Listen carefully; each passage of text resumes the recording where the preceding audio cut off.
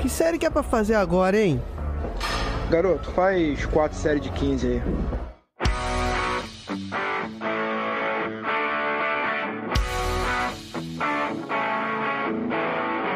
Você está ouvindo o podcast 4 de 15. Bom dia, boa tarde, boa noite. Eu sou a Deise Mota e eu estou aqui com o professor Samuel Pena para o episódio especial do 4 de 15, sobre efeitos do calor. Samuel, muito obrigada por aceitar o nosso convite para participar do podcast de hoje. E eu queria que você começasse falando um pouquinho sobre a sua história, a sua trajetória acadêmica dentro desse tema que é termorregulação, que é um tema tão importante que está sendo tão divulgado aí hoje devido a essas ondas de calor. Muito obrigado pelo convite, Deise. Meu nome é Samuel Pena Vanner, eu sou professor associado do Departamento de Educação Física da UFMG e durante a minha formação acadêmica eu sempre tive a oportunidade de desenvolver pesquisas relacionadas ao controle da temperatura corporal durante o exercício físico. Então, eu sou graduado em Educação Física, fiz mestrado em Ciências do Esporte, doutorado em Ciências Biológicas, área de concentração Fisiologia e Farmacologia, e durante o doutorado eu tive a oportunidade de fazer um estágio no exterior, no St. Joseph's Hospital and Medical Center, em Phoenix, Arizona, e durante toda essa minha formação acadêmica investiguei essas respostas termorregulatórias ao exercício físico e mais recentemente, como orientador de programa de pós-graduação em Ciências do Esporte na UFMG, tenho trabalhado com o efeito do ambiente nessas respostas e tentado compreender o impacto das alterações climáticas nas respostas fisiológicas ao exercício físico, no desempenho físico e na saúde de atletas, trabalhadores, de forma geral. Essa é a minha linha principal de pesquisa. Samuel, lá no Arizona é bem quente, né? A cidade de Phoenix é uma cidade que foi construída no meio de um deserto. A população é aproximadamente 5 milhões de habitantes e sobreviver no Arizona é um desafio, porque são poucos dias com chuva, o ambiente extremamente quente, seco, e eu lembro no período que eu morei no Arizona, a temperatura máxima nesse período correspondeu a 49 graus Celsius. E eu tive a curiosidade de sair na rua para caminhar num dia que estava a 49 graus Celsius. É como você caminhar com vários holofotes ligados em cima de você. Uma radiação solar muito intensa e muito desgastante. Então eu dei uma volta no quarteirão e voltei para casa para um ambiente refrigerado com ar-condicionado. A cidade deve ser toda preparada, né, Samuel, para poder responder a esse ambiente aí. Outra coisa que eu queria comentar com você, Samuel, atualmente você é o coordenador, né, do LaFise? Sim, eu sou o coordenador do Laboratório de Fisiologia do Exercício. O nosso laboratório está caminhando para completar 50 anos da sua fundação e é um laboratório que desenvolve diversas pesquisas, desde pesquisas com modelos animais até pesquisas mais aplicadas com atletas. Então, a gente acredita que o laboratório é bem completo em função de poder fazer essa pesquisa, que vai desde lá da pergunta mais básica, respondida com animais de laboratório, até perguntas mais aplicadas que nós tentamos responder com atletas. E a câmara ambiental lá do laboratório, ela é muito famosa, assim, né? Eu lembro que uma vez eu fui conhecer o laboratório, uma das primeiras vezes, né, que eu fui lá conhecer, eu lembro que alguém me disse que foi uma das primeiras do Brasil e tudo. Hoje talvez tenha outros laboratórios com câmaras mais modernas, a gente sabe toda essa dificuldade que a gente tem de financiamento de pesquisas para manter os laboratórios e até os equipamentos muitas vezes, mas comenta um pouquinho para a gente como que funciona essa câmara lá, essa câmara ambiental. Bom, então essa câmara ambiental foi adquirida no início dos anos 90 e teve um papel fundamental no direcionamento das pesquisas que são feitas no laboratório. Então, a linha de termorregulação, condições ambientais, se desenvolveu muito em função da aquisição dessa câmara ambiental. O equipamento faz o controle da temperatura ambiente e da umidade relativa do ar. Então, é possível controlar um ambiente desde menos 40 graus até 140 graus Celsius. É lógico que as nossas pesquisas são realizadas em uma faixa de temperatura ambiente muito mais estreita. A gente tem trabalhado ali alguns experimentos no frio, por volta de 4 a 10 graus, e no calor, geralmente nós trabalhamos entre 30 e 40 graus Celsius. Na época, foram adquiridas 2 câmaras ambientais, uma que está aqui na UFMG e a outra na Universidade Federal do Rio Grande do Sul. É um equipamento caro, demanda espaço, mas hoje existem câmaras mais modernas, que demandam menos espaço, que utilizam uma tecnologia mais simples, e além disso, você tendo uma sala pequena e equipamentos para aquecimento e refrigeração, me desculpe, é possível controlar as condições ambientais e criar condições artificiais em uma sala. Então, a existência da câmara ambiental é bom, ajuda a tornar a pesquisa mais rápida, ajuda a controlar melhor as condições ambientais, mas existem outras estratégias e nós observamos que alguns laboratórios de pesquisa utilizam dessas estratégias de aquecer uma sala pequena ou resfriar essa sala pequena para criar condições artificiais e desenvolver estudos nessas condições. Muito legal, Samuel. Inclusive, daqui a pouco a gente vai começar aí a pauta, mas antes eu queria comentar, porque muitas vezes a gente fala termorregulação, a gente só pensa no calor, né? E eu tenho acompanhado aí as excursões do LAFISE, né, para a Antártida. Se você quisesse também comentar um pouquinho, porque agora a gente vai focar um pouco mais no calor, mas essa questão da termorregulação inclui também banhos de gelo, que estão muito na moda aí, né, Samuel, nos atletas. Será que funciona, não funciona? Será que isso tem um outro efeito crônico, né, além desse efeito agudo?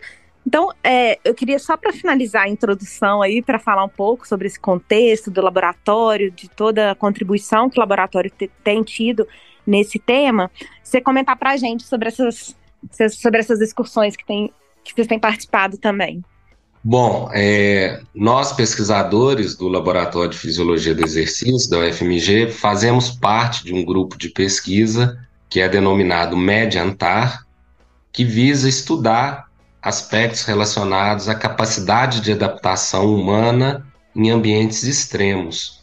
Esse grupo é coordenado pela professora Rosa Maria Esteves, hoje professora aposentada do Departamento de Microbiologia da UFMG. E as nossas pesquisas buscam compreender a capacidade de adaptação humana em ambientes extremos. Então, a Antártica é um ambiente frio, de isolamento social, de paisagens monótonas e, além disso, dependendo do local da Antártica, é o continente com maiores altitudes médias do nosso planeta. Então, passar um tempo, acampar, estar numa estação antártica representa um desafio e gera essa necessidade de adaptação humana. Então, nossas pesquisas na Antártica têm muito interesse de verificar a capacidade do nosso corpo se adaptar, tanto ao frio, e nesse sentido nós tentamos compreender respostas endócrinas, respostas metabólicas, respostas termorregulatórias e também alterações de humor e de sono.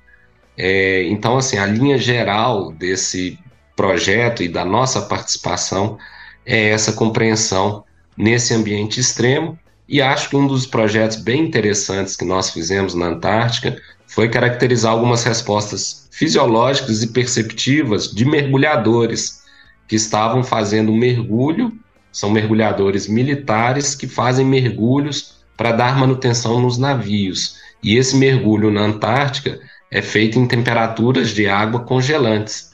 Então foi um dos trabalhos mais interessantes, mais legais que a gente fez na Antártica, envolvendo esses mergulhadores militares da Marinha Brasileira. Samuel, eu já vou fazer o convite para a gente gravar depois um outro episódio só sobre a Antártica, que eu acho que eu falei Antártida. Pode falar os dois, tá, Deise? Ah, é certo, os dois, bom saber. Os dois são válidos, é Antártida ou Antártica? Inclusive, eu vou deixar aí na descrição aí do episódio um filme, não sei se você viu, Samuel, não sei se é filme ou se é uma série, agora eu não tô lembrada, sobre os efeitos do mergulho, né, sem equipamento. Nossa, é um filme muito legal. Eu lembrei, inclusive, de um livro que eu ganhei quando eu era monitora de fisiologia do exercício, que meu professor era o Kellerson, e o professor Kellerson, que hoje está na UFOP, ele também trabalhou com o professor Emerson, com termorregulação. Então, eu acho que quando a gente tem acesso a um professor na graduação que teve uma formação sobre questões mais profundas associadas a essa linha de pesquisa de termorregulação, a gente consegue ter uma visão do quanto isso é importante, porque eu vejo que a maioria das pessoas acabam não falando muito sobre isso, né, não divulgando sobre isso, enfim. E aí o Kellerson me deu um livro que era Vida no Limite, e aí tinha vários capítulos abordando, e aí tinha mergulho, tinha na altitude, né, todas essas questões que é muito legal. Bom, Samuel, eu vou passando aqui pro tema, senão a gente vai ficar aqui uns 3 horas, e aí o Yuri vai me matar, porque a Ana vai ter que fazer episódio 1 e 2.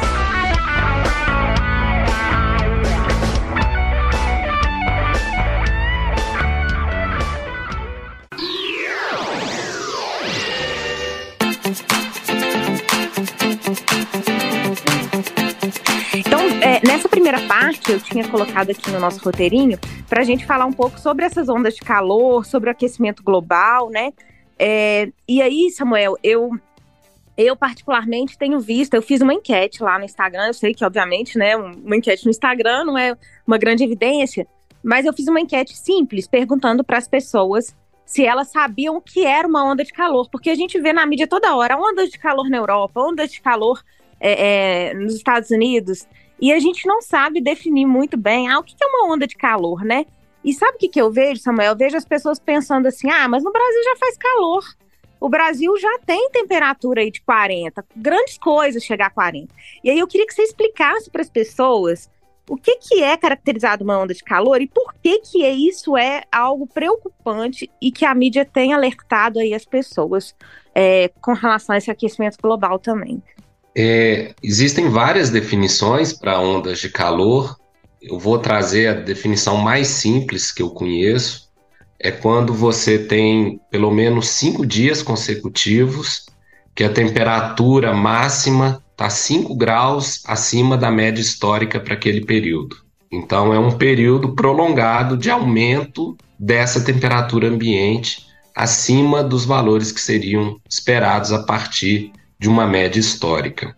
E eu realmente, esse é um ponto que você chamou a atenção, que é muito importante, que nós tendemos a pensar que por fato do nosso país ter uma área importante com clima tropical e até áreas com climas equatoriais, nós chegamos a pensar que nós estamos imunes, que nós estamos protegidos do efeito dessas ondas de calor. Então eu gosto de falar de um estudo que eu tive a oportunidade de orientar, que foi um estudo desenvolvido na cidade de Teresina, no Piauí. E em Teresina, no Piauí, todos os meses do ano, a temperatura máxima ultrapassa 31 graus. E a nossa proposta era colocar indivíduos fisicamente ativos, com experiência na corrida de meia maratonas, para correr 10 quilômetros a 35 graus e comparar o desempenho com 10 quilômetros a 25 graus. E o estudante de doutorado, a primeira coisa que ele me falou é o seguinte: todo mundo aqui está acostumado a correr a 35 graus, não vai acontecer nada. Eu falei, então tá bom, vamos fazer o projeto e vamos chegar às nossas conclusões.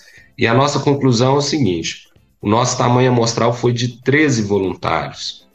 todos os 13 voluntários tiveram redução no desempenho a 35 graus.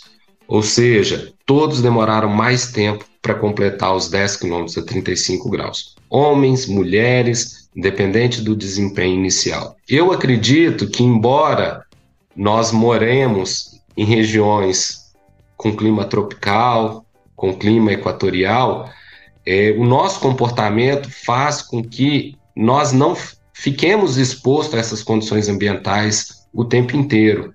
Então, a pessoa que vai se exercitar outdoor, geralmente ela vai escolher um horário do dia sem radiação solar, que a temperatura está mais amena. Nós temos uma exposição grande a ambientes refrigerados com ar-condicionado. Então, você entra no seu carro num dia quente, liga o ar-condicionado. Então, isso tudo vai diminuindo a nossa adaptação natural ao ambiente quente. E saindo um pouco do desempenho e pensando em questões de saúde, eu conheço um trabalho que foi publicado em 2016 que avaliou a mortalidade na cidade de São Paulo. E foi avaliada a mortalidade nos dias mais frios do ano e nos dias mais quentes. E a mortalidade aumenta nesses extremos de temperatura. Nos dias mais frios, observa-se uma mortalidade maior por fatores cardiovasculares e nos dias mais quentes, por fatores respiratórios. Agora, o que é mais interessante desse estudo é que, quando se identifica ondas de calor, aí a mortalidade é muito maior. Então, tem essa questão do desempenho físico, que eu acabei de dizer, mas tem uma questão de saúde. E esses dados, na cidade de São Paulo, existem dados de outras cidades brasileiras, são muito claros. A mortalidade é maior durante as ondas de calor. Ô Samuel, até essa questão do impacto na saúde pública, né? Eu estava lendo alguns estudos e eu vi que o número de chamados de ambulâncias nas ondas de calor aumenta, né? Então a gente tem um impacto até em termos de custos, né? De manutenção, igual quando a gente teve na pandemia, né? A questão de achatar a curva. É como se a gente estivesse tendo uma sobrecarga ali no sistema, né? Isso, e fazendo um paralelo com a pandemia, é interessante que as pessoas mais vulneráveis às ondas de calor possuem características semelhantes às pessoas que eram mais vulneráveis naquele período mais crítico da pandemia, que geralmente são as pessoas que possuem algum comprometimento imunológico. Então, são pessoas obesas, com diabetes do tipo 2. Tem um estudo muito interessante de uma onda de calor em 2003 na França, e esse estudo acompanhou a mortalidade dos indivíduos que foram atendidos por serviços de pronto atendimento, e esse estudo deixa muito claro que hipertensos apresentam um risco maior de morrer em função dessas ondas de calor. E acho que é um ponto que a literatura ainda não conseguiu avançar, a literatura científica, para entender essa mortalidade maior em hipertensos. Se seria um efeito da própria doença, poderia ser um efeito dos medicamentos, em especial diuréticos, ou, que eu imagino que seja provável, uma associação entre esses dois fatores, causando uma maior mortalidade. E acho que um outro ponto importante é que a pessoa que sofre um evento durante essas ondas de calor, que tem alguma complicação de saúde, essa pessoa tem um risco de mortalidade acentuada logo nos dias subsequentes, mas os estudos também sugerem que nos meses e anos subsequentes a esse evento, a mortalidade também é aumentada. Então, é uma condição que representa um risco agudo no momento que a pessoa sofre com esse calor, mas a pessoa que passou por esse evento, mesmo que ela tenha se recuperado, ainda apresenta um risco de mortalidade maior nos anos subsequentes, meses e anos subsequentes. Olha só. Ô Samuel, quando você me contou isso, eu fiquei pensando aqui em dois assuntos. Um, que é a questão do uso de terapias que ativam proteínas de choque térmico para tratar doenças, né? E aí eu lembro de um projeto que eu participei, que que falava um pouco sobre o uso de banhos quentes, né, para reduzir glicemia. Inclusive tem um estudo no New England, provavelmente você deve conhecer, e depois eles viram que o risco com essas terapias era maior do que os benefícios, principalmente por conta da neuropatia. Então, muitas vezes, o indivíduo diabético ele não percebe que ele está numa temperatura muito mais alta, pode haver queimadura, e era o hot tube, né, que era o banho quente ali de banheira. E o outro é a questão hoje, e aí eu queria que você comentasse, se desse até para juntar esses dois, que é do hot yoga. Não sei se você já leu aí sobre isso, que eles estão agora, tá tipo um pouco na moda aí no Rio, já saiu algumas reportagens aí nas grandes mídias, que eles estão fazendo a yoga num ambiente extremamente quente e úmido. Então, é uma yoga que é feita nesse ambiente, a 40 graus, e eles falam que o uso dessa temperatura mais elevada traria vantagens no sentido de relaxamento e de melhorar a flexibilidade. Inclusive, eu até numa coluna da CBN eu abordei os riscos dessa prática para a maioria das pessoas, visto que a gente tem uma prevalência de hipertensão enorme, né? Então, para esses indivíduos, esse tipo de atividade não é indicado, enfim. E aí tem os defensores, né? Depois até posso te mandar aí os posts que saíram e como as pessoas entendem algo. E tem alguns estudos, enfim. Aí eu queria que você comentasse um pouco sobre... porque eu acho que talvez seja a dúvida de alguns ouvintes nossos, né? Uai, mas o calor ele não pode ser benéfico também, né? E aí você contextualizar aí com relação a isso. Bom, eu acho que você mencionou o ponto principal, que esses benefícios existem, isso está claro, está bem documentado, mas acho que a grande questão é saber equilibrar o benefício com o risco que essa intervenção vai trazer. Então, realmente, a imersão em água quente, os banhos quentes, a sauna, tem esse papel interessante porque gera um aquecimento do corpo como um todo, um aquecimento muscular, melhora a sinalização, estimula proteínas de choque térmico, as HSPs, e essas proteínas têm um papel importante, tanto em adaptações mitocondriais, adaptações relacionadas ao metabolismo da glicose, e também existem alguns estudos sugerindo que o aquecimento muscular local também possa ser um passo importante para a hipertrofia muscular. Agora, o que eu acho que é a grande questão é que, junto com todas essas adaptações, ocorre um aumento grande, exagerado da temperatura corporal, uma maior demanda, sobrecarga cardiovascular, e isso pode ter um impacto na saúde, principalmente de indivíduos que têm algum comprometimento prévio. Você mencionou caso de hipertensos ou pessoas com neuropatias periféricas. Então, acho que a grande questão é sempre pesar os benefícios versus os riscos, porque realmente os benefícios existem, mas os riscos estão evidentes e são muito claros. Com relação à yoga, no calor, realmente aumentar a temperatura muscular diminui rigidez passiva e aumenta a flexibilidade. Talvez você possa ter um relaxamento maior até por redução de pressão arterial, uma vasodilatação periférica intensa. Mas, primeiro, que isso gera um desconforto térmico muito grande para a pessoa. Então, assim, uma parte do prazer em realizar uma atividade física está muito relacionada ao conforto térmico durante aquela atividade. Então, imagino que fazer uma atividade a 40 graus no ambiente úmido gere um desconforto muito grande. E tem todos os riscos para indivíduos com algumas condições especiais, com comprometimentos imunológicos, como nós mencionamos, tá? Então, acho que, no final das contas, existem outras formas mais saudáveis de se buscar os benefícios que se pretende, sem aumentar o risco das pessoas com uma exposição a ambiente quente e ambiente úmido. Eu queria que você comentasse, inclusive essa pergunta é do Yuri, ele pediu para eu fazer essa pergunta para você sobre a questão da umidade relativa do ar, porque muitas vezes a gente preocupa com a temperatura, mas a gente esquece que tem um outro fator também nesse ambiente, que é a umidade, né? E aí, se você pudesse comentar, até Piauí, né? Acho que a umidade lá é mais alta. Aqui em Belo Horizonte a gente está com uma umidade super baixa, acho que ontem chegou a 12%. E aí, se você pudesse só explicar um pouquinho.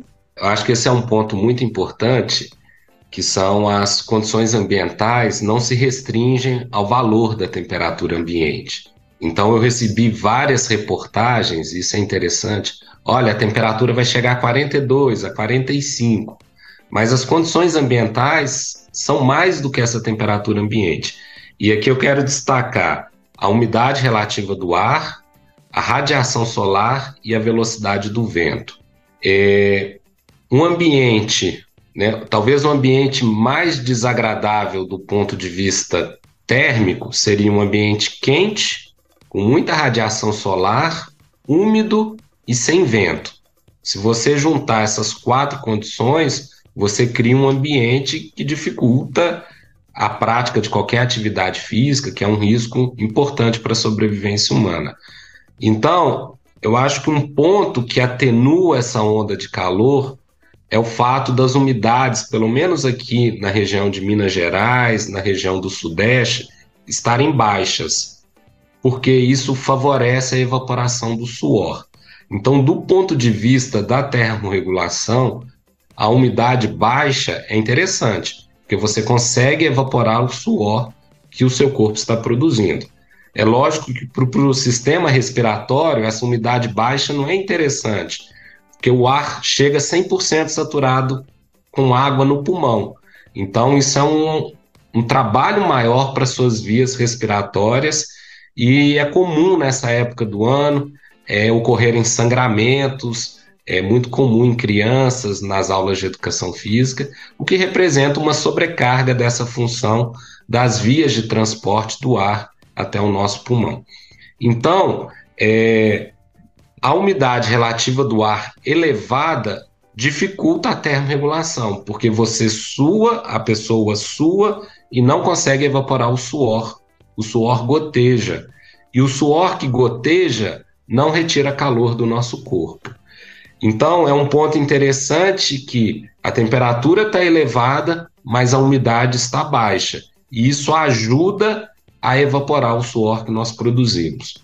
Por outro lado, como o céu está claro, não tem nuvens, a radiação solar está muito intensa.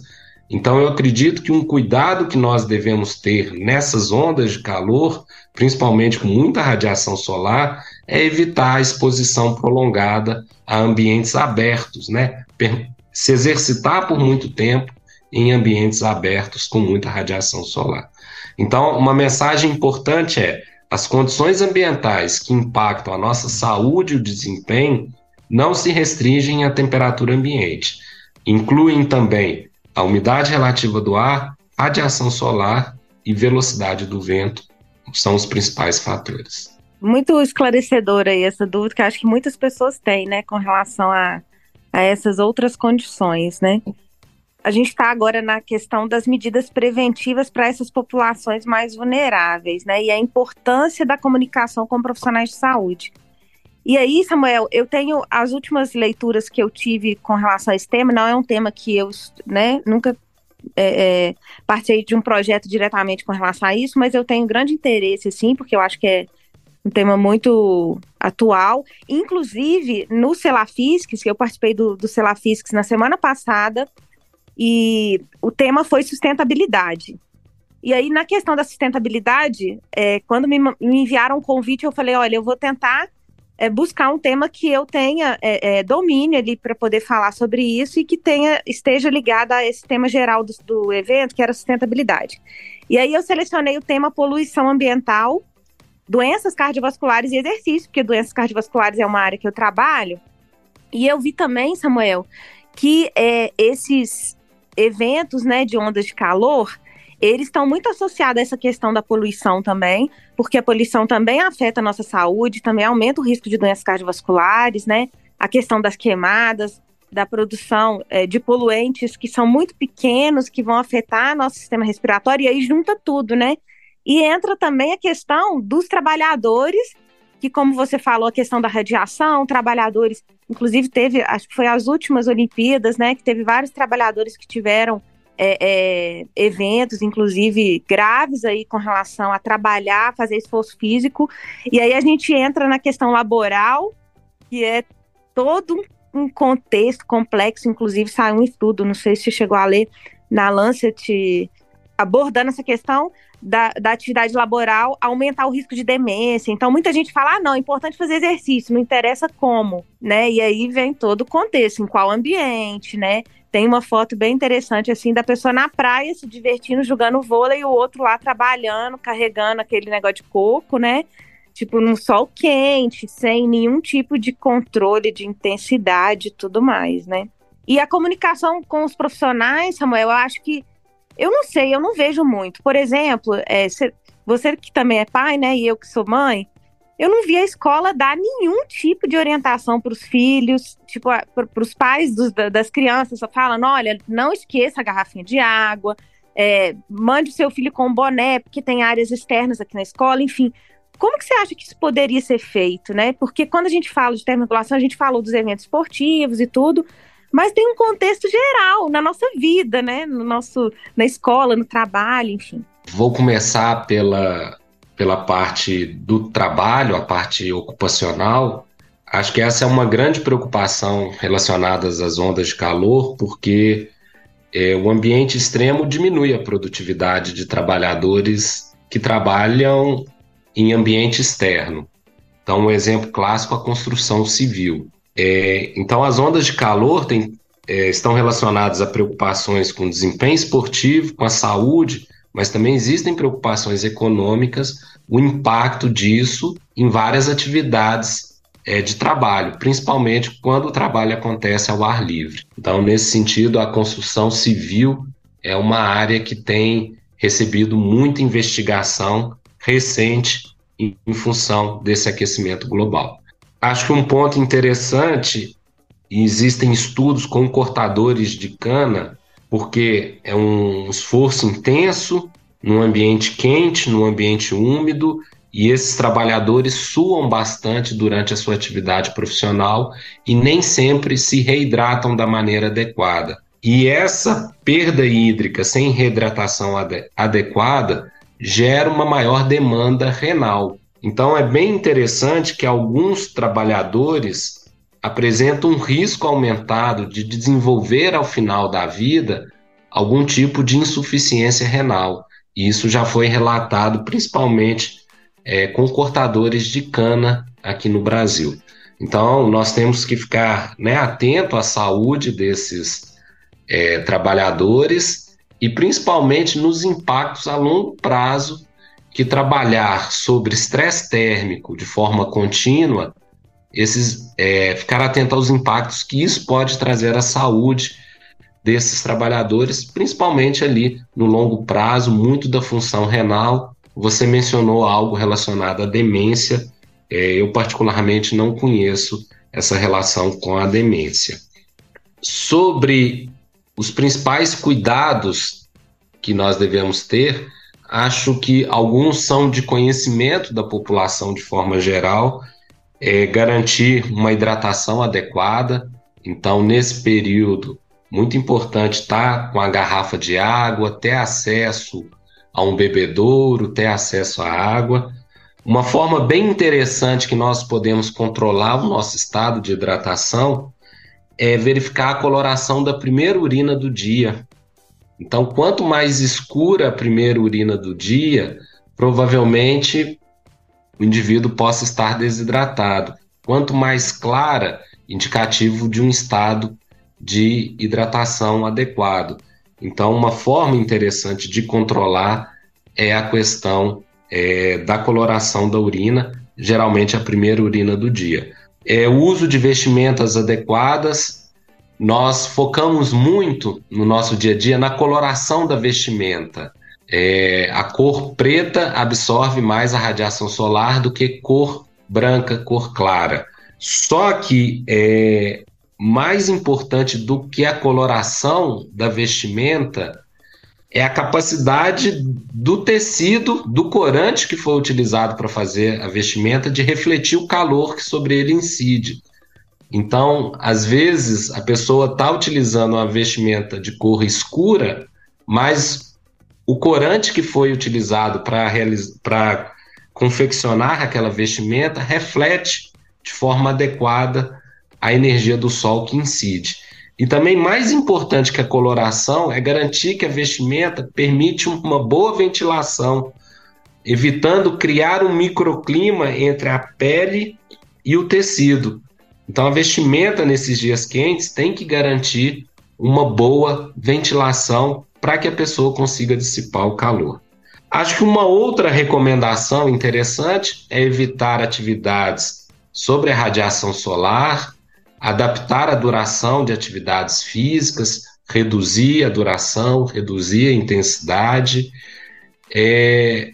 Agora, tem uma recomendação que é mais a longo prazo, que eu acho que é muito interessante e que às vezes a gente não pensa, mas melhorar o condicionamento físico das crianças, dos trabalhadores, tem um papel fundamental na prevenção dessas complicações para o calor. Então, está muito claro que pessoas melhor condicionadas sofrem menos com esse impacto. Então, dentre políticas públicas que visam estimular a atividade física, a melhora do condicionamento em crianças, na população de forma geral, tem que chamar a atenção que a melhora do condicionamento físico também torna a pessoa mais tolerante a esses efeitos do calor. Então, acho que esse é um ponto importante. Para terminar minha resposta, acredito que esse é um exercício importante, difundir mais os perigos dessas ondas de calor, as ameaças, melhorar a nossa capacidade de prever essas ondas de calor e melhorar a comunicação com diversos profissionais. Concordo, a escola precisa conscientizar as crianças sobre as alterações climáticas, sobre algumas estratégias para impactar menos o efeito, para gerar menos impacto dessas ondas de calor. Acredito também que é preciso ter um investimento na infraestrutura das escolas. Então, ventiladores nas salas, a presença desses ventiladores é fundamental. Já está bem descrito que até 38, 39 graus Celsius de temperatura ambiente, o ventilador é efetivo para o nosso resfriamento corporal. Então, na maioria das condições, não precisa nem ter um ar-condicionado numa sala de aula. Só ter a presença do ventilador já seria suficiente.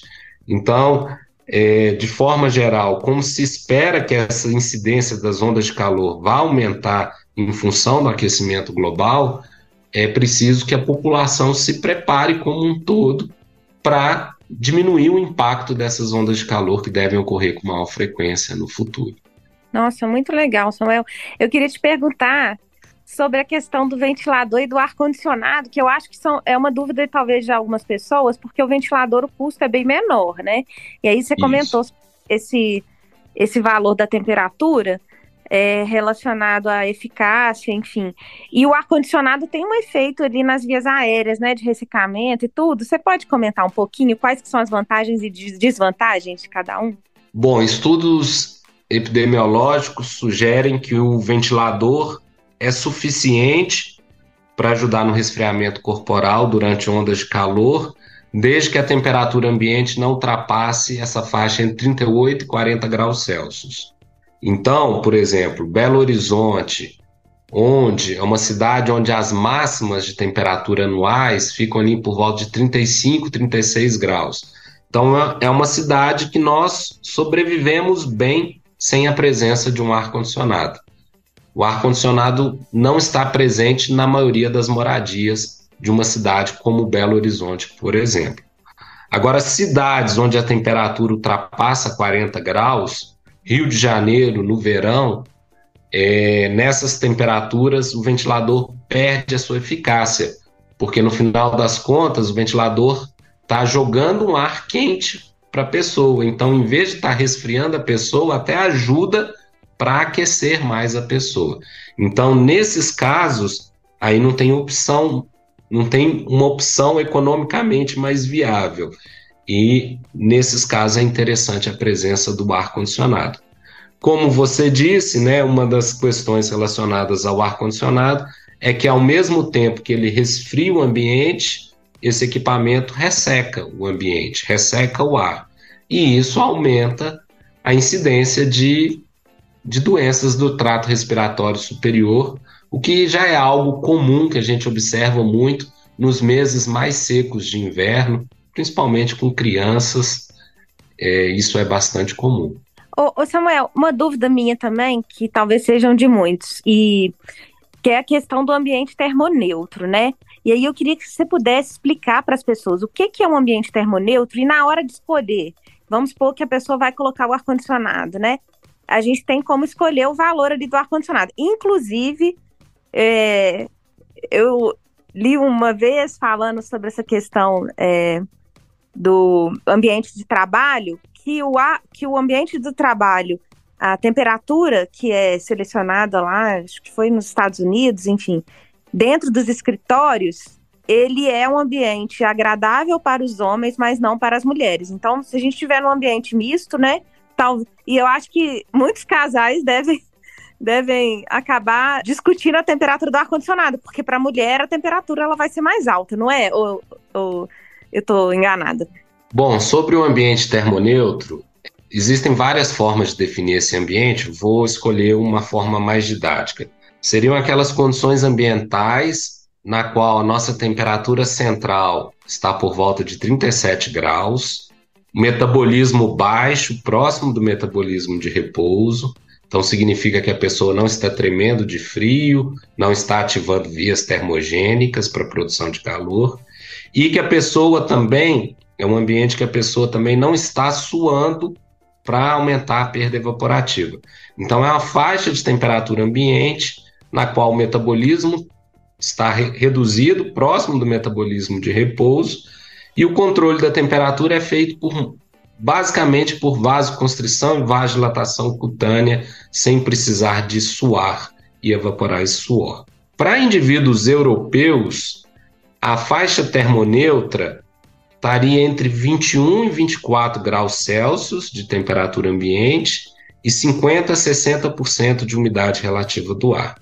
A nossa experiência no laboratório é que qualquer aluno da universidade que fica de short, meia e tênis, e no caso das mulheres de top, a 24 graus durante 1 hora, 100% está tremendo de frio ao final dessa exposição. Então, essa referência que foi elaborada a partir de estudos com indivíduos europeus não é válida para indivíduos brasileiros. Nós acreditamos, a partir da nossa experiência, que uma pessoa com pouca roupa, short, meia e tênis, e uma camiseta, brasileira essa pessoa, vai atingir um conforto térmico e temperaturas ambientes por volta de 26 e 27 graus. Então, esse valor de referência é diferente aqui no Brasil, em comparação com o que se encontra em países de clima mais frio. Trabalhar com referências europeias impacta a escolha da temperatura de construções, de ambientes de trabalho, de cinema. Então, geralmente, são locais muito frios, porque se leva em consideração essas referências europeias. Eu acredito que aqui no Brasil a gente poderia trabalhar uma temperatura de 26, 27 graus de forma bem tranquila para condicionar a temperatura desses ambientes. É contraintuitivo, mas a gente vê alguns exemplos de pessoas que ligam o ar-condicionado e enrolam no cobertor. Não faz sentido. Você cria um ambiente frio para dormir com um cobertor, ou seja, gasta energia para depois utilizar um comportamento para controlar a sua temperatura. Com relação a essa diferença entre homens e mulheres, existe uma discussão ainda que não está claro que é possível que alguns hormônios sexuais femininos tem um impacto importante na percepção térmica das mulheres. Então, pode ser uma diferença, a princípio, mais do que de mecanismos fisiológicos, da própria percepção térmica da mulher em comparação com o homem. Agora, o que tem de mais estabelecido é que, na média, como as mulheres são menores do que os homens, as mulheres possuem uma relação de superfície proporcionalmente maior para a massa. Então, a mulher trocaria calor com mais facilidade com o ambiente do que o homem, e, em função disso, ela sentiria mais frio. Isso é uma resposta média, quando a gente pega uma mulher com características médias da população e um homem com características médias da população. Mas é possível que a explicação para esse fenômeno que você mencionou também passe muito por uma percepção térmica alterada relacionada a esses hormônios sexuais femininos. Nossa, muito obrigada. Eu saí um pouquinho fora aqui, mas foi bem pouquinho aqui do nosso roteiro. Quando a gente fala de evento esportivo, quais que são os desafios de realizar eventos esportivos em climas quentes e quais que seriam essas estratégias de segurança, tanto para os atletas quanto para os organizadores? Existe no Brasil algum tipo de regra do tipo assim, a gente vê muito alguns atletas, algumas intercorrências em eventos esportivos devido ao clima quente. No Brasil, existe algum tipo de lei ou de recomendação? Olha, acima desse tem que ter isso. Existe alguma coisa nesse sentido? Quando a gente fala de eventos esportivos, a gente sempre tem que pensar assim, de um lado existem os interesses econômicos, o horário da televisão, a programação antecipada, e do outro lado a saúde, o desempenho do atleta, do espectador. Então acho que esse é um grande desafio, como conciliar essas duas coisas. As Olimpíadas que tradicionalmente nós assistimos são as Olimpíadas de verão. Então, geralmente, quando ocorrem no hemisfério norte, ocorrem durante o verão. Então, ocorrem em ambientes quentes. A última Olimpíada, em Tóquio, foi muito claro para a comunidade científica e para os treinadores que os atletas disputariam várias competições sob estresse térmico ambiental. Então, houve um aumento da produção científica sobre a temática e várias equipes se prepararam adequadamente. Por exemplo, a equipe do triatlon brasileira foi fazer um período prévio de treinamento no Havaí. Por quê? Para começar a se aclimatar a condições mais próximas do que seriam encontradas no Japão e também para diminuir esse desgaste com a viagem em questão do fuso horário. Mas mesmo assim, mesmo com essa preparação, nós vimos alguns eventos esportivos que os atletas sofreram bastante, que é o caso do tênis, por exemplo, né? Tem uma passagem muito interessante dessa última Olimpíada, que o tenista russo Medvedev, em um momento, ele pergunta para o juiz de cadeira se o juiz não interromperia o jogo. Aí o juiz falou que não, que o jogo deveria continuar. E ele pergunta assim, se eu morrer por causa do calor, você assume a responsabilidade? Então, esse atleta colocou uma pressão sobre o juiz de cadeira para mostrar que aquele ambiente estava muito desconfortável do ponto de vista térmico. E aqui nós estamos falando de uma pessoa bem condicionada, de uma pessoa que se preparou para aquele evento, sabia que estaria no calor. Então, acho que isso é algo que a gente deveria estar atento, mas acho que o caminho é pensar que não tem como evitar esses eventos esportivos nessas condições.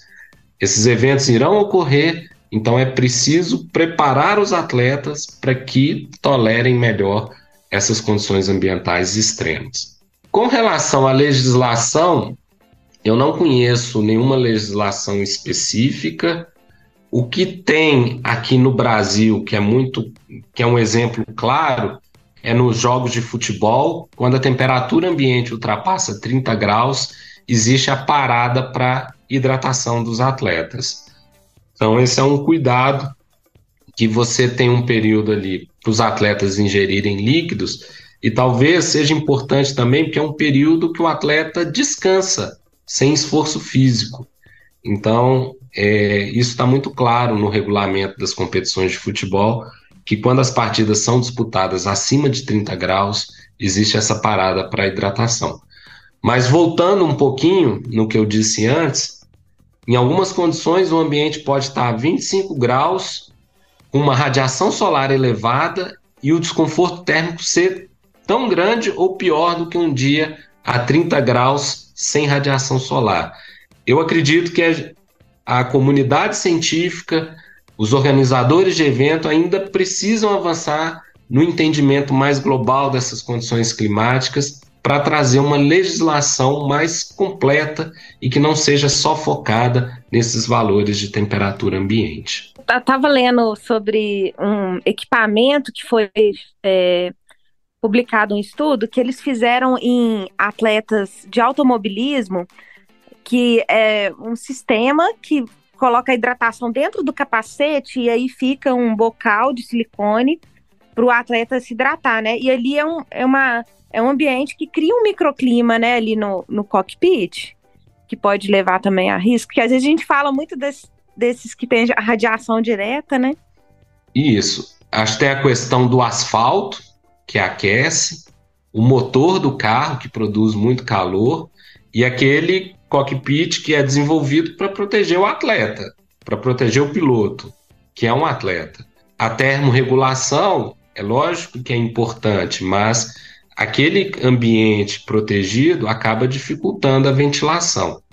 Teve uma foto que circulou bastante nas redes sociais nesse fim de semana, mostrando 2 pilotos da McLaren antes da corrida de Singapura. Esses 2 pilotos entraram numa banheira com água fria. Então, se submeteram a um procedimento de pré-resfriamento corporal antes de disputar a corrida, que, embora tenha sido disputada à noite, foi disputada sob uma condição, um ambiente quente. E, né, a gente tem que ter clareza que aquele microclima criado pelo cockpit dificulta muito a troca de calor por ventilação do piloto. Muito, porque é tanta coisa, né, Samuel? Cada hora que a gente fala, a gente fala e fala, poxa, é muita coisa. Dá para ir longe. Antes de... Nossa, se eu pudesse, eu ficava aqui horas, que eu tô super aprendendo várias coisas. A gente está meio caminhando assim para o final, antes de falar sobre a questão do reconhecimento de sinais de exaustão, e eu vejo muito, Samuel, em provas de corrida, principalmente, que são as mais populares no Brasil, em termos de efeitos aí do calor diretos, muitas pessoas deixam de se hidratar com medo de afetar o tempo, enfim, ou de sentir algum desconforto, e aí eu vou pedir para você comentar isso, mas antes eu queria que você comentasse sobre a questão da aclimatação, porque talvez algumas pessoas não saibam, né, o que é aclimatar, né? A gente vê muito nos jogos de futebol, às vezes, aclimatar não seria só de clima, né? Pode ser com relação à altitude. Qual que seria esse conceito, né, de aclimatação? Antes de falar de aclimatação, deixa eu fazer uma diferenciação importante. Existe uma palavra que é aclimatização, que são as adaptações que ocorrem à exposição a ambientes naturais, em função da sua exposição no dia a dia, no trabalho feito em condições ao ar livre, enquanto a aclimatação seriam aquelas adaptações, corresponderia às adaptações causadas por uma condição artificial. Você intencionalmente fazer um exercício dentro de uma câmara ambiental, imersão em água quente, sauna, treinar com uma vestimenta que dificulta a troca de calor, isso tudo geraria aclimatação. Tanto a climatização quanto a aclimatação conferem algumas adaptações que diminuem o estresse fisiológico e perceptivo causado pelo exercício ou pela exposição ao ambiente quente. E, além disso, torna o indivíduo mais tolerante aos efeitos desse estresse térmico que associa exercício ao ambiente. Então é interessante porque você diminui as respostas fisiológicas perceptivas, mas se você chega numa condição extrema, o corpo do indivíduo é mais tolerante àquela condição extrema. é muito interessante porque um debate aberto hoje na comunidade científica é o quanto que um processo de aclimatação ao calor impactaria o desempenho de atletas em ambientes que não necessariamente são quentes. Então, está muito claro que um atleta, antes de competir no calor, deve se submeter a um procedimento de aclimatação ao calor. 7 a 14 dias já é suficiente para que você tenha essas adaptações completas. Mas existem alguns estudos que sugerem que aclimatar ao calor pode também melhorar o desempenho em ambientes que não sejam quentes, em ambientes agradáveis, em ambientes moderados. É como se a aclimatação ao calor começasse a ser vista como um treinamento na altitude, prévio ali ao período de competição. Então, acho que é bem interessante essa discussão. Existem resultados controversos na literatura, mas existe uma indicação que aclimatar ao calor, ou seja, treinar em ambiente quente, 5 sessões, 7 sessões, poderia contribuir para melhorar o desempenho, até mesmo em ambientes não necessariamente quentes, em ambientes com temperaturas mais agradáveis. Eu acho que é legal essa questão da aclimatação, da climatização, né? Porque muitas pessoas desconhecem aí os termos e tudo. E com relação à hidratação, esse reconhecimento de sinais de exaustão, né? Inclusive o professor Kleber aí da escola até me chamou para gravar um episódio, fazer o áudio falando sobre aquela maratona aonde na chegada é uma mulher, eu não vou saber o nome, que ela chega numa condição ali de exaustão, e acredito que naquela prova especificamente também tinha uma questão do calor e tudo, né? Então, eu queria que você pudesse falar um pouquinho sobre o reconhecimento dos sinais de exaustão, né? Com relação e a importância dessa hidratação nas provas, porque eu vejo muitas pessoas, inclusive eu tenho feito vários posts lá no Ciência do Exercício sobre a importância da hidratação. E aí teve uma pessoa que comentou e falou assim, eu não consigo tomar água porque eu sinto desconforto. Eu falo, mas toma 2 goles de água, sabe? E aí eu até postei uma questão do uso do glicerol, do estado de hiperidratação pré-prova, o quanto ele reduz essa sobrecarga até no sistema cardiovascular, enfim. E aí eu queria que você pudesse comentar sobre esses sinais, né, da exaustão e da importância de se hidratar mesmo quando a gente ainda nem sentiu sede. Teve outra seguidora que comentou de um estudo, eu não cheguei a olhar esse estudo, não sei se você conhece, Samuel, falando que agora a gente não tem que beber água antes de sentir sede, não. Tem que esperar a sede mesmo, que mudou. Eu falei, nossa, pelo que eu conheço, isso não mudou. Então, eu aproveito para também tirar a minha dúvida aí com relação a esse estudo que eu não tive acesso, mas que foi comentado aí por uma seguidora. Bom, quando o atleta está com risco aumentado de desenvolver alguma complicação causada pelo calor, existem alguns sinais e sintomas que podem ser observados. Eu acho que o principal sinal geralmente está associado com uma desidratação muito grave. E desidratação muito grave pode inibir a sudorese. Então, uma importante informação, um importante sinal que um indivíduo está em risco aumentado de desenvolver uma complicação causada pelo calor é quando o indivíduo para de suar durante o exercício em função de uma desidratação grave. Nesse caso, a pele do indivíduo começa a ficar muito quente e seca. Então, desidratação, ausência de sudorese, pele quente e seca é indicativo de complicação de saúde. Agora, existem outros sinais. Por exemplo, a presença de calafrios. Então, a pessoa está se exercitando no calor e começa a ter alguns calafrios. Então, é um sinal que esse risco de ter uma complicação causada pelo calor é maior. Confusão mental. Então, em casos mais graves, é comum a pessoa desmaiar, que é a síncope causada pelo calor, e também é comum a pessoa apresentar confusão mental e perda de coordenação motora. Então, você mencionou a atleta se eu não estou enganado, Gabriele Andersen, nos Jogos Olímpicos de Los Angeles, em 1984. Aquela imagem dela chegando no estádio olímpico, completamente descoordenada. Eu acho que é importante a gente entender que ali provavelmente houve um aumento acentuado da temperatura corporal, uma demanda cardiovascular exagerada, associado com isso um estado de desidratação grave. Então isso tudo levou, né, a atleta a chegar naquelas condições e logo depois que ela cruzou a linha de chegada, ela precisou de atendimento médico. O quadro dela foi revertido, mas claramente impactou o desempenho daquela atleta na maratona olímpica. E aquela maratona olímpica também é famosa porque é a primeira maratona olímpica com a participação das mulheres.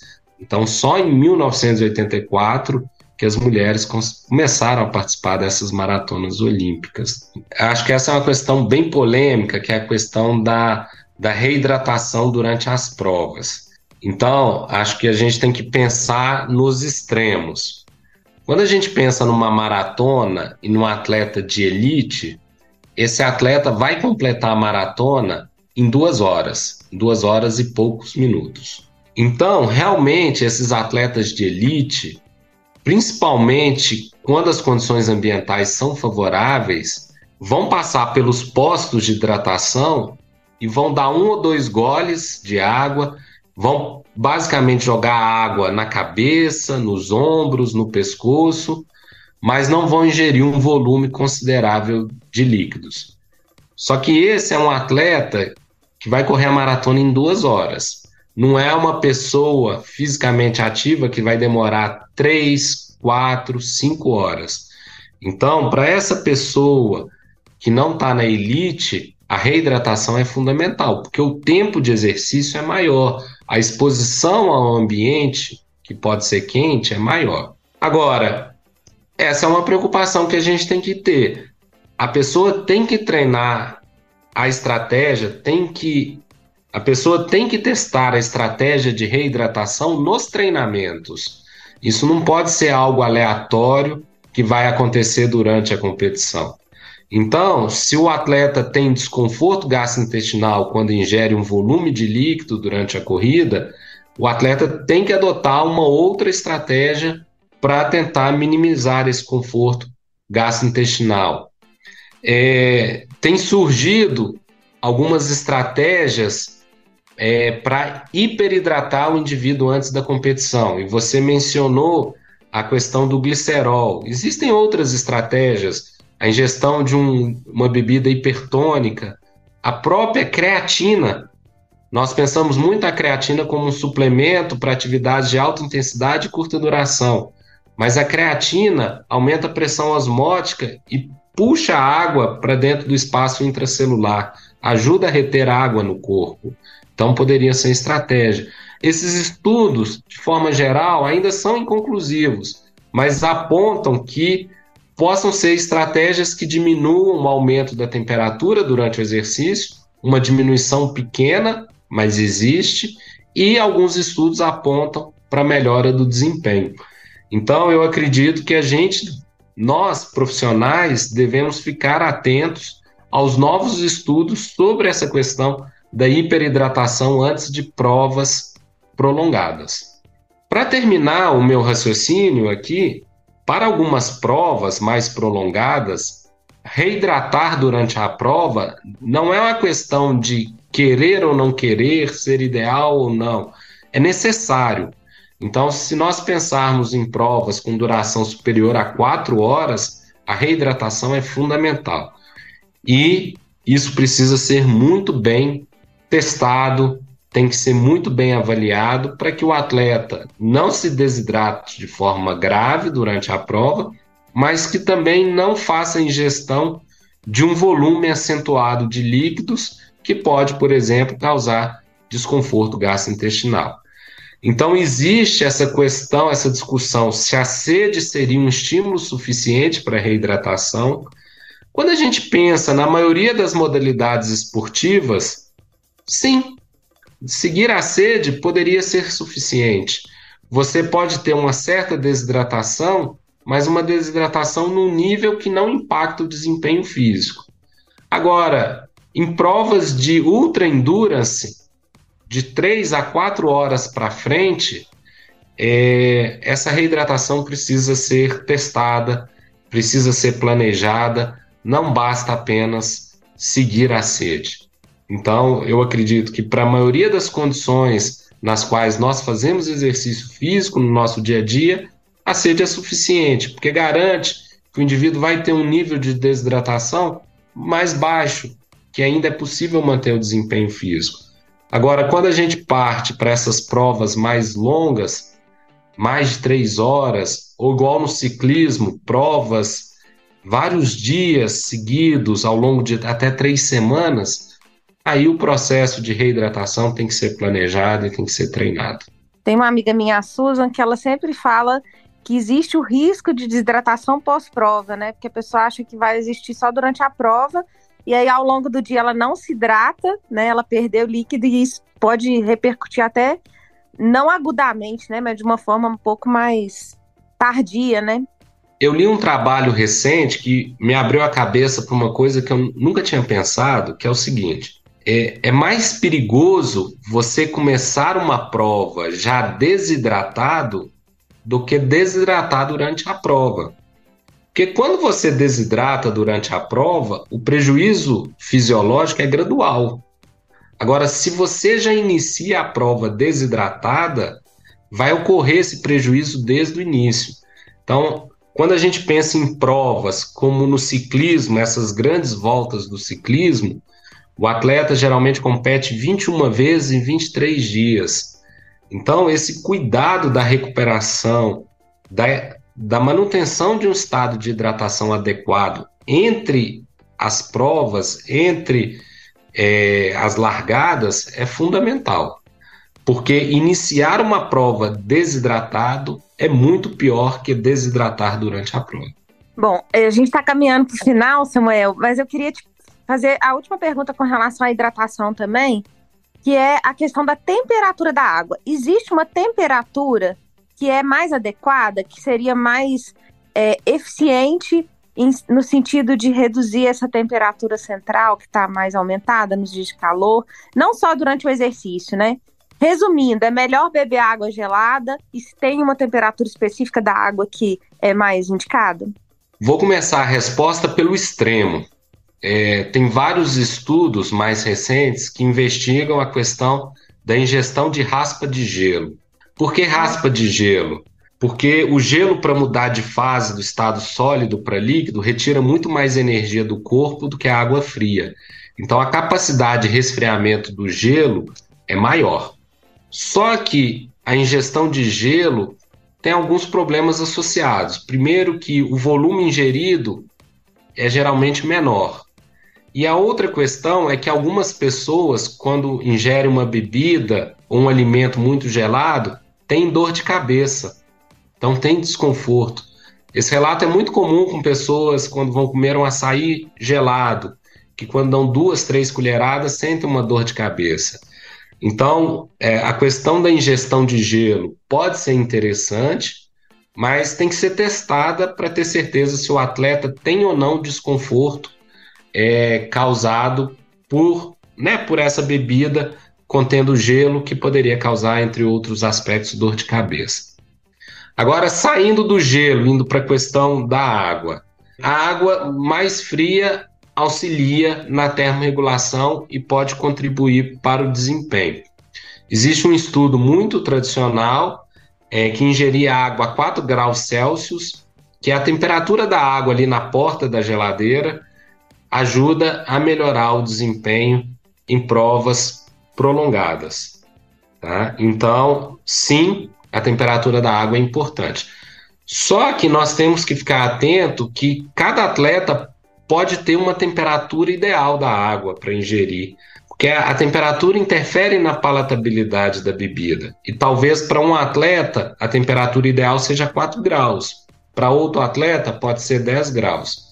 Mas, de forma geral, a água fria ajuda na termorregulação e ajuda a melhorar o desempenho. Perfeito.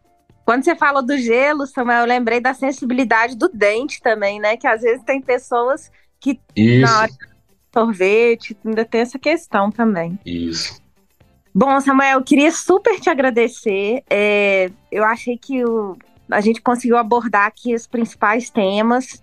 Eu acho que esse episódio vai ser muito esclarecedor e eu acredito que tem ainda poucas pessoas falando sobre esse assunto.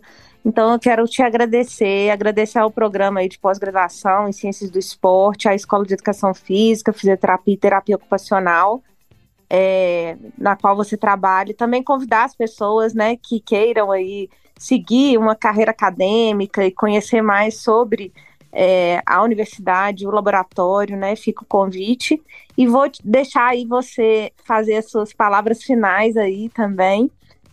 Muito obrigada mesmo, Samuel.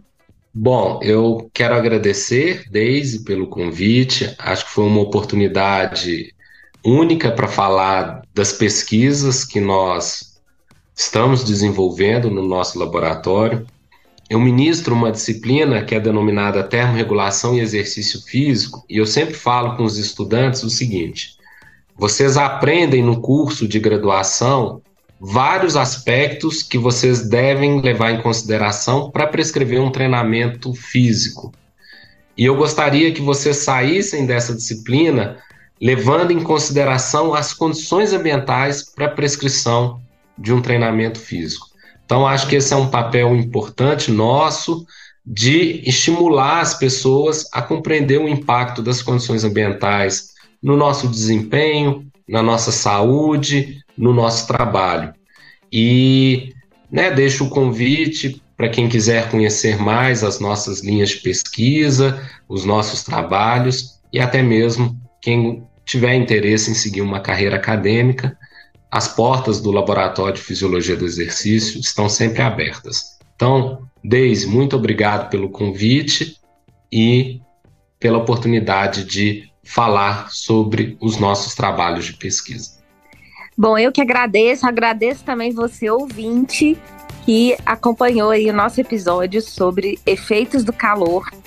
Eu sei que tem muitas pessoas que estão comentando aí no Spotify, então deixe seu comentário. A gente vai deixar na descrição aí também do episódio vários links aí sobre alguns estudos que a gente comentou.